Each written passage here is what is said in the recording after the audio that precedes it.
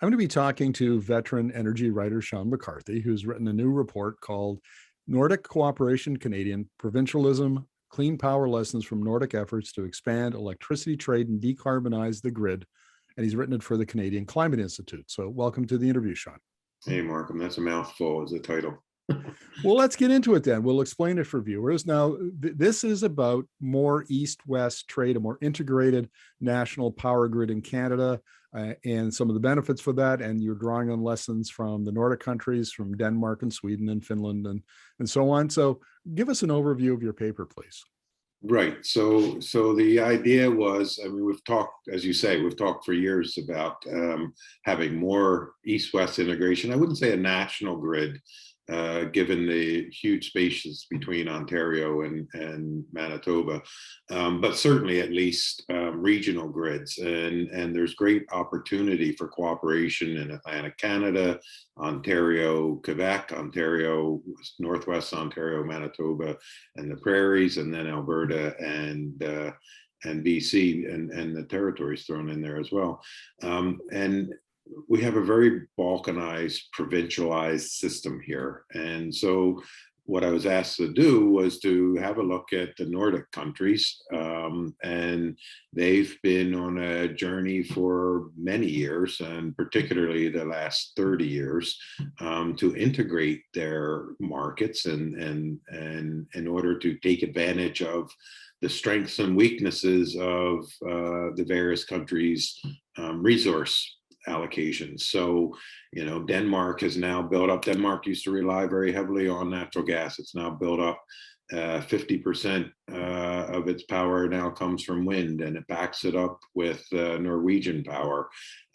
Sweden, is connected to Norway, is connected to Finland, and it started out with just the Nordics, and they have now expanded it to include the Baltic states and some of the Northern European states and beyond. So they're trying to bring a regional perspective into EU integration.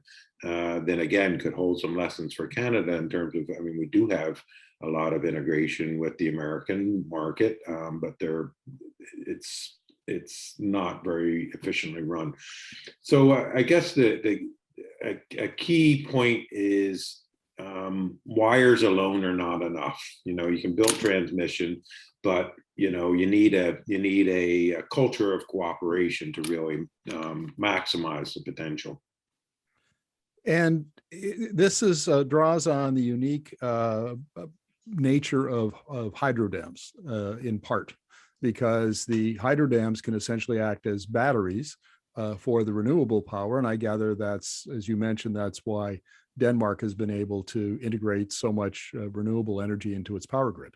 Right. And that was a big reason. They had used natural gas, as I say, but their reliance on natural gas as, peaker and backup has declined dramatically. Now, I mean, there are problems. Norway's hasn't had a lot of rain in the past year. So, there are always stresses and challenges, and storage becomes increasingly an issue. But the point remains that it provides way more flexibility and at lower costs, and especially when you're looking at decarbonization.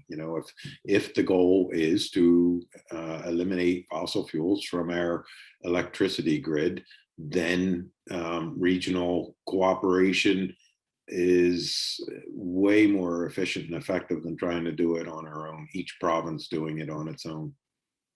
Well, that's right. And I often refer to the interviews I've done with economic modelers who say that Canada is going to need 2 to 3 times as much electricity by 2050. And where we're going to get that extra generation is kind of an open question. But you can see, like in the Western provinces, you've got BC and Manitoba Hydro, BC and Manitoba, which are hydro provinces, and then Alberta and Saskatchewan in the middle, which have tremendous renewable resources. Right. And all of that just seems to be, very well suited to this kind of a Nordic arrangement. It absolutely is, but there are some markets. So one of the things that the Nordics did, it didn't start out with this. Each country had its own market orientation and structures, but over time they began to harmonize their markets. So they they really did deregulate, so that it makes it possible to have a wholesale market that people sell into, and it makes it that much more efficient. And that's part of the challenge, I would say, that that the Canadian provinces have. Yeah, I wanted to ask you about that, Shawn. So does that mean, well, let me back up. Most of the Canadian provinces trade electricity already with the Americans. So they're used to selling and buying in markets, but they don't have internal markets. And now the exception, of course, is Alberta. But they don't have internal markets. They don't have a whole, and I guess Ontario to a lesser extent. They don't have wholesale markets internal. So what about internally within the Nordic countries themselves? Did they deregulate and create wholesale markets for trade within their own borders? Yes, so that was really, and it came piecemeal. It didn't come all in one go, but over time, starting in about the mid-90s, they really began to deregulate their markets. And there's still, I mean, there's still a lot of regulation. It's not completely merchant market, but the wholesale market is widely deregulated. Right. And of course, now what we've got in Canada, and again, going to the Western provinces, you've got BC, Saskatchewan, and Manitoba that have crown corporations that are, in charge, basically have a monopoly within the provinces. And they don't like to think about, they don't want to give up power and let others, utilities or generators in. Right. And then you have the political problems or political issues of, having Premier Horgan in BC doesn't probably want to talk to Premier Kenny in Alberta, all those sorts of. How in the world can Canada overcome those kinds of obstacles to do what the Nordic countries did?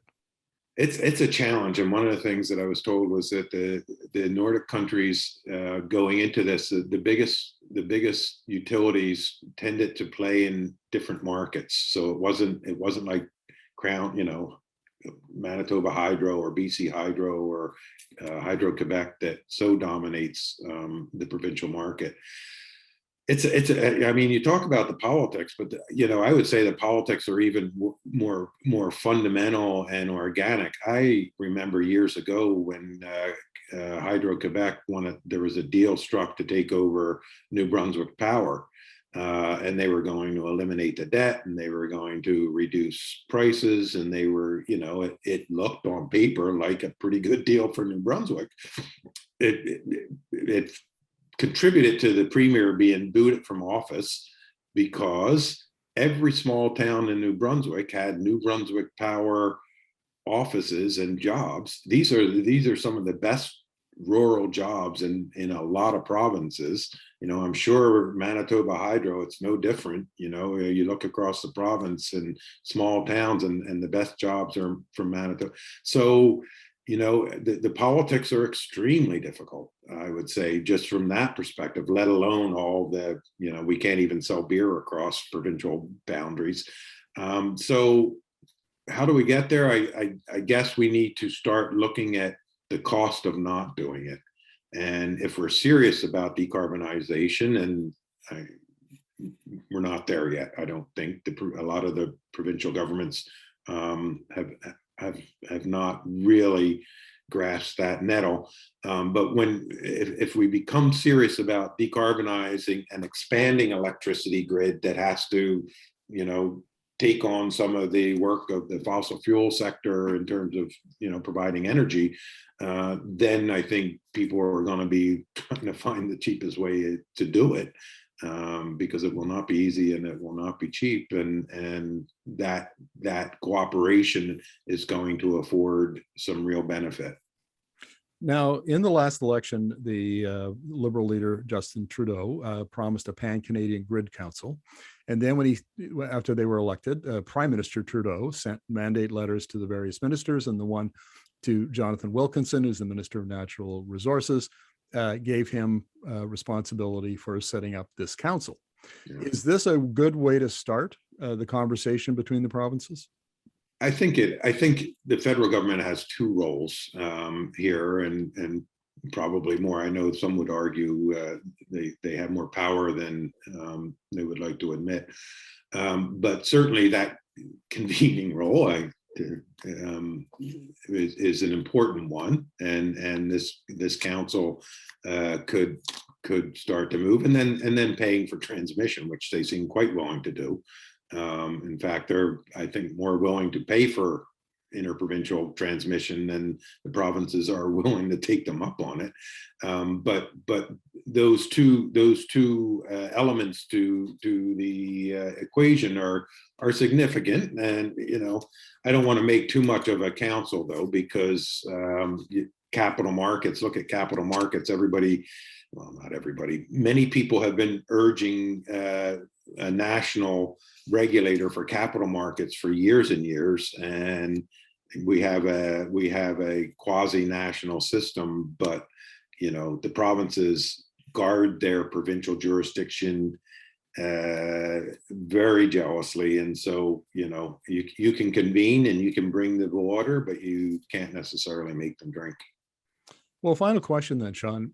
Is this one of those cases where if the Pan-Canadian Council is going to succeed, there actually has to be a movement outside of government, within the business community, within civil society, within, advocacy groups, wherever, environmental groups say, to create the kind of political support and political pressure on all the politicians involved to get them to overcome some of this reluctance?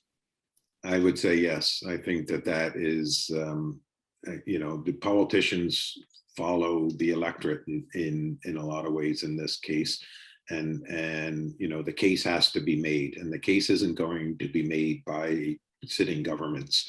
So the case has to be made.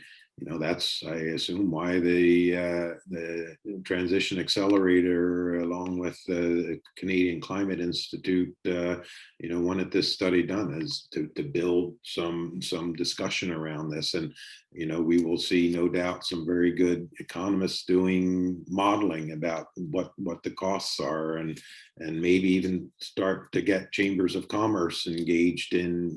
There's interest in having clean, low-cost power. If it has to be clean and you want it as low cost as possible, here's an option. So I do think it has to be more of an organic movement, rather than being led by a risk-averse provincial government. Well, Shawn, thank you very much for this. Really appreciate your insights. Thanks for your interest, Markham.